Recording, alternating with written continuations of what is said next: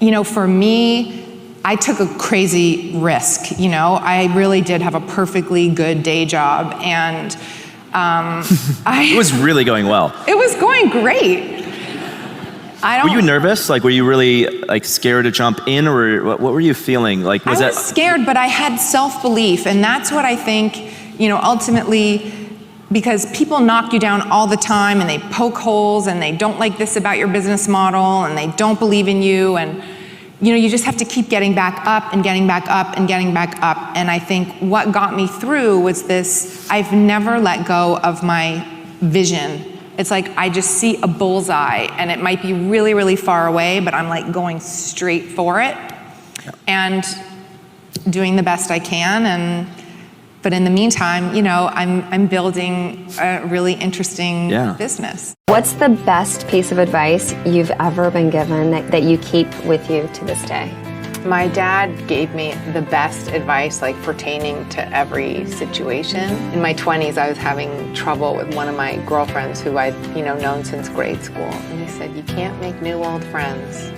And it really stuck with me. Yeah. And that's actually a piece of advice I think you can apply to other things too, but it's the value in time. It's sort of what you were saying with cash, the value that's created when two people make a commitment, whether it's a relationship or a friendship or a parent-child relationship.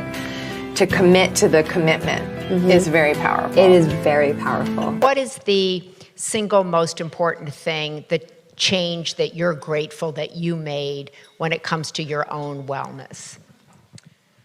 I think deciding that I liked myself and that I didn't really ultimately it didn't serve me what other people's opinions were of me, good or bad. Whatever that projection was really wasn't serving me. And I think, around the time that I turned 40, I felt like I got a software upgrade. And I was like, oh, I kind of like myself, and I kind of don't give a you know what I mean?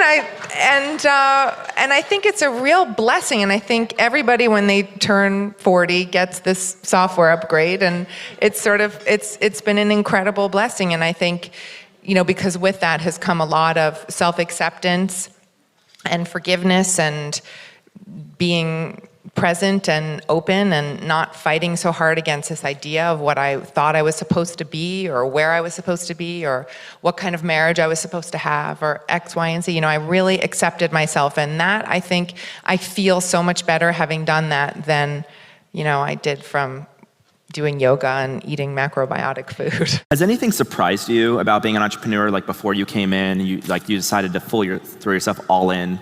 Anything surprised you about this experience? So many things surprised me. I had no idea what I was getting into. I had no idea how much I didn't know and how much there was to learn. I had no idea how much I was in a career where everyone kissed my ass, and now people are like, "F you, what's the bottom line?" Now I'm on JetBlue. I'm like, what the did I do here? But honestly, I've never felt so professionally fulfilled in my life, and it's such a grind and it's such hard work, but it's so amazing to be building something that you believe in and making product that you love and putting it into the world and getting feedback, positive and negative, and sorting through it. I much prefer it, even though no one kisses my ass anymore. So this is what Martha Stewart said about Gwyneth a couple of weeks ago. This was well before the Lisa announcement, and in fact, she just needs to be quiet. She's a movie star. If she were confident in her acting, she wouldn't be trying to be Martha Stewart. First of all, no one has ever said anything bad about me before, so I'm shocked and devastated. I'll try to recover.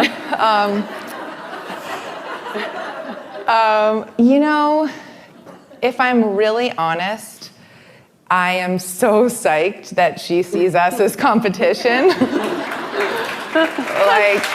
I'm so psyched. I think that when anybody criticizes anyone, it really is it's revealing more about where they are in time and space as opposed to where you are in time and space. And I think, generally we tend to, lash out if we're in a, it's usually a reflection of something else. And so I try not to, I don't actually, at this point in my life, I don't take it personally. I see it as a projection. And, and then if there's ever anything, that sticks, then I know, oh, maybe I'm holding this judgment against myself and I need to look at that.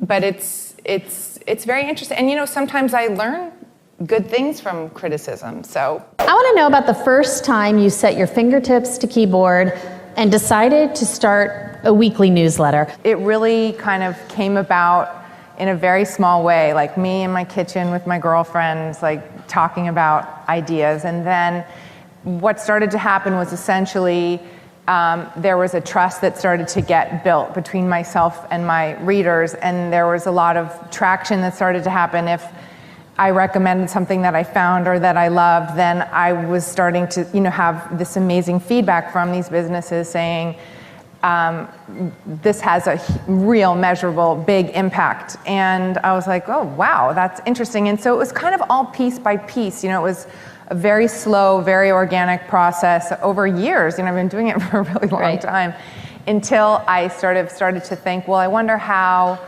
I would do this if I wanted to turn it into a business, if I wanted to monetize it. Do I want to do that? Would I ever have advertising? Would I ever sell anything? What would I sell? And the process just, it just was a slow evolution. What was the transition going from a huge Hollywood actress, huge star to entrepreneur? How did you learn? Did you kind of seek mentors? Did you just kind of learn by trial and error? A lot of trial and error, a lot of epic mistakes. What were some epic mistakes you made? Just like, there are 1,000. I mean, like, for example, not understanding the importance of doing your own due diligence, whether it's on hiring someone. I'd be like, oh, everybody, they seem great. Well, fine. Like, you might want to check, or, switching email service providers, like, what might this entail? And like, I had a huge problem recently when I did that because I just didn't do the research and I didn't know. Now I know. The thing that I've learned that's helped me the most is that I only try to do one thing at a time. So, if I'm picking up my kids from school, I'm not trying to also make decisions about work. Because I find that I do both badly. So I really try to carve out my time well. So you talked about the fact that you had some separation between being an actress and being an entrepreneur, but there must be some skills that you're able to take from being an actress to becoming an entrepreneur, and I was wondering what those were. Oh, that's a really good question. Nobody's ever asked me that before. I think, they're more interpersonal skills, like when you're acting with somebody, like listening, respect, kind of being a container. I think, establishing that kind of rapport and respect for people and listening kindly and openly, those sort of skills that help you be a good actress, I think help you in business because in my experience, they create more points of connection. And when you work with people and you have the capacity to listen and you have the respect back and forth, the best of that person starts to emerge. And it's been amazing. I have like my girls that I love so much, and to see them, grow and create roles for themselves and then fill the roles in the business. It's amazing. And I do think that comes from a very specific type of listening that you learn from acting. Never ever have I lied to get a job. Oh, come on. How would you lie? I lie constantly to get a job. Never ever have I gotten out of a speeding ticket by being a celebrity.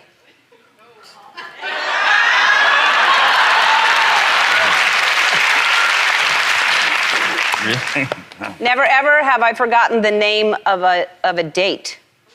Like while you're with them? I don't understand that. Yeah, that's difficult. While you're with them? Well, While you're with them? That would be really horrific. Yeah. I've never. Yeah. Never ever have I seen one of my Mordecai co-stars naked. Yeah. All seeing each other naked. Never ever have I lied on a talk show. I don't believe it. I just don't believe it. Never ever have I sexted. Oh, yeah. Yeah, no, I haven't done that.